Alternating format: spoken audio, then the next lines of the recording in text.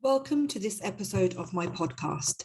My name is Kalsoom, and I specialize in training medical professionals how to get the score they need in IELTS or OET so that they can get their dream job, take their career to the next level, and start living their best life with their families by providing them with bigger and better opportunities. Before I start with the main topic for this week's episode, I just want to make you aware of how you can use this podcast to your maximum advantage. This is no ordinary podcast. You can use this podcast by one, simply listening to the podcast to get some advice that will help you in your IELTS or OET preparation. Number two, actively listening to this podcast to improve your listening skills. I try to keep it short. I know you guys are very busy people, but you can use it for focused listening practice. So you can use the show notes, which is a complete transcript of each episode. You can read the episode as you listen and analyze the language, learn new words or phrases, practice pronunciation and intonation. Number three, also included in the show notes are some comprehension style questions that you can use by reading the transcript, using your skimming and scanning techniques to answer the questions. Answers are provided at the end, but you can also check your answers by listening to the podcast. Number four, you can use it as a listening test and answer the same questions while listening. And number five, I also include a brief analysis of some useful words or phrases that I have used in the podcast, which you can learn. So it's up to you how you would like to use this tool. Please don't forget to like, subscribe, and share this podcast with your colleagues and social media so that more people can benefit from it too.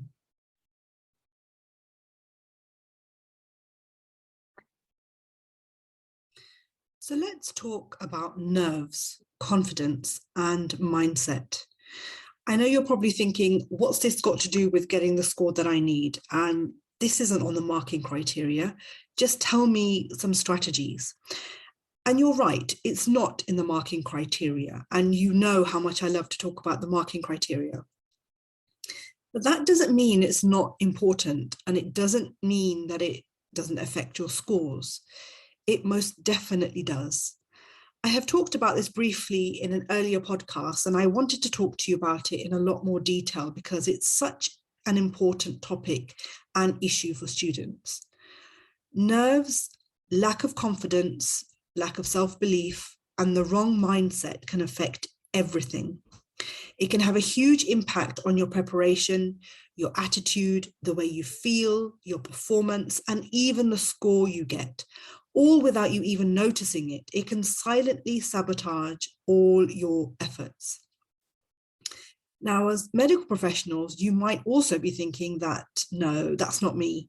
I don't lack confidence, and I can understand that you may feel that way, and it's because you've been trained to exude confidence. So this may be hard to digest, so just keep an open mind and hear me out. I have seen the most competent doctors and nurses, highly trained in their fields with a high level of English, people who were consistently scoring Bs and above for OET and 7.5 and above in IELTS, just completely crumble in the actual test, just completely fall apart and not get the score they needed. It happens, and it can happen to anyone.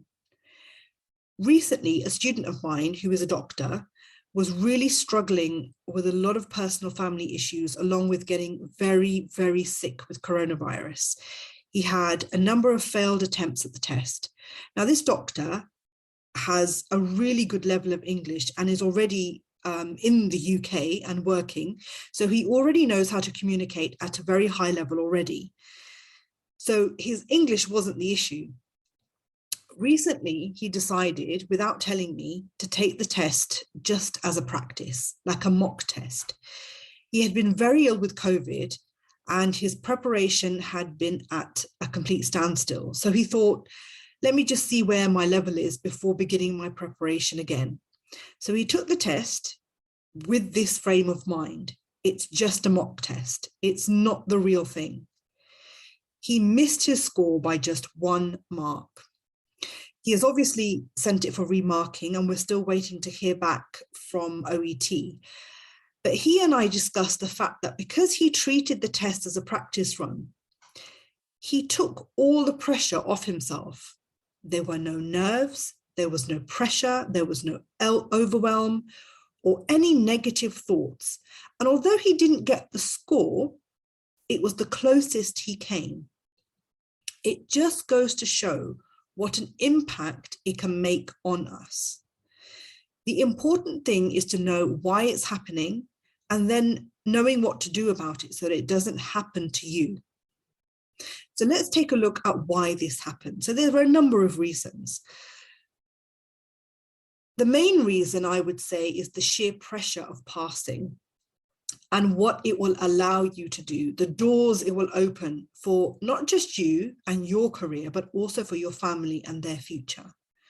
The pressure of this can be crippling for some students to the point that they can't even speak properly in the speaking test.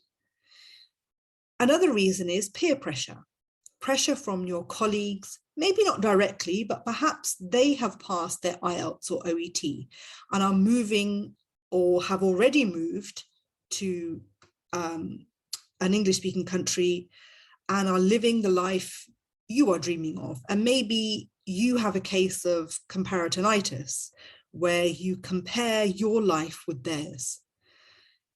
Perhaps you've taken the test a few times and you're just not getting the score you need. And that is making you even more nervous, fueling your lack of confidence and affecting your mindset and beliefs and whether you can actually get the score you need. Maybe you are taking the test for the first time and for the same reasons you are lacking confidence. And maybe it's even stopping you from starting your preparation in the first place. Sometimes you can feel overwhelmed with the amount of preparation that you need to do, or how you are going to fit in any kind of preparation into your busy schedule. This is very common too, and can lead to procrastination where you don't even get started. You just keep putting off your preparation, or you just do the easy stuff, the stuff that you are able to do quite easily, and you avoid the hard bits of your preparation, the areas of the test that you find difficult. You just don't do them, you just ignore them. Another problem is listening to other people's experiences and how easy or hard they found the test and how they achieved or didn't achieve their scores. So sometimes colleagues or friends talk about how easily they were able to get their scores without much preparation. And this can make you feel inadequate and deflate your confidence, especially if you are struggling with some parts of the test or if you failed a few times. The same is true for people who say that they did so much preparation, dedicated so much time, but they were still not able to get the score they needed. This can make you feel completely hopeless because you begin to think, well, if this person put in so much effort and was still unable to get the score, then what chance do I have? Or if someone is telling you that after putting in so much effort, so much time and money into their preparation, that's when they got the score they needed. This can also lead to lack of confidence and overwhelm because maybe you don't have that amount of time or that amount of money to devote to your preparation. So you feel like you have no chance of passing. So what should you do about all of these factors? How can you stop all of this affecting you and your scores? So the pressure of passing and peer pressure, let's take this one first of all. This is quite overwhelming. And most students, I would say, suffer from these two, peer pressure and the actual pressure of passing. This is quite overwhelming as passing IELTS or OET is the first step for most people in their journey to moving to the UK or whatever country you want to move to. All eyes are on you, your families, your colleagues, and your own expectations. This can weigh quite heavily. This can not only affect nerves, but your confidence and your mindset. And that's why this is such a big issue. The only way to stop this from being an issue for you is to simply block out the noise. Just stop listening to people and their experiences when it comes to the test. If you can, don't even tell people that you're doing the test and just quietly prepare for it. Obviously, you will need to tell a few people who you need help from, but try to keep it to a minimum. Remember, everyone is different. And this is a really, really key point. Everyone is different. Their skills are different, their strengths are different, their weaknesses are different. And therefore, their journey to passing IELTS and OET will be different to yours. You need to be clear on your skills, your strengths, your weaknesses, and what you need to focus on in order to get the score you need. When it comes to the amount of preparation you need to do, then I urge you to go through my free training, which you can find in the show notes. The link to the free training is in the show notes.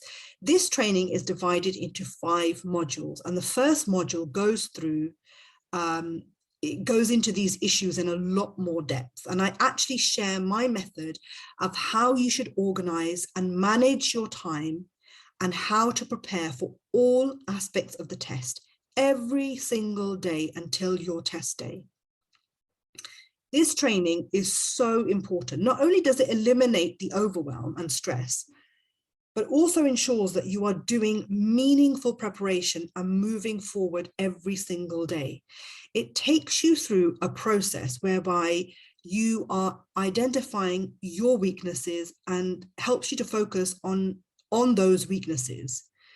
So essentially, you are doing your preparation, not somebody else's preparation, what someone else did or what they didn't do in their preparation, just your preparation. Most importantly, the training will eliminate nerves, self-doubt, lack of confidence, overwhelm, and help you adopt a positive, I can do this attitude. And it does this by making you create a plan, not just any plan, your plan to achieving your score. You see, when you have a plan, you know what you need to do and how to do it and when you are going to do it. A map, if you like, of how you want to reach your goal, how you want to reach your end destination, how to get from A to B. Once you know all of these things, you reduce the stress, your nerves, and all of those things, because you now know how and what you need to do. There's simply no room or time for all of these negative things to enter and sabotage your preparation and performance. You will slowly identify the areas you need to improve and work to improve them. And you'll walk into the exam with confidence because you know you have prepared in the best way and know exactly how to answer the questions.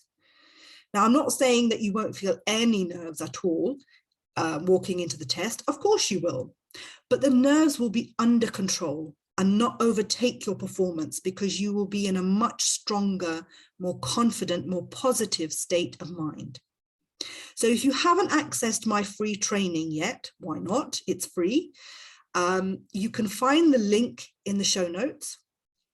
You can watch the training videos in your own time, when you're on the go, when you're, walking to work or something, commuting to work.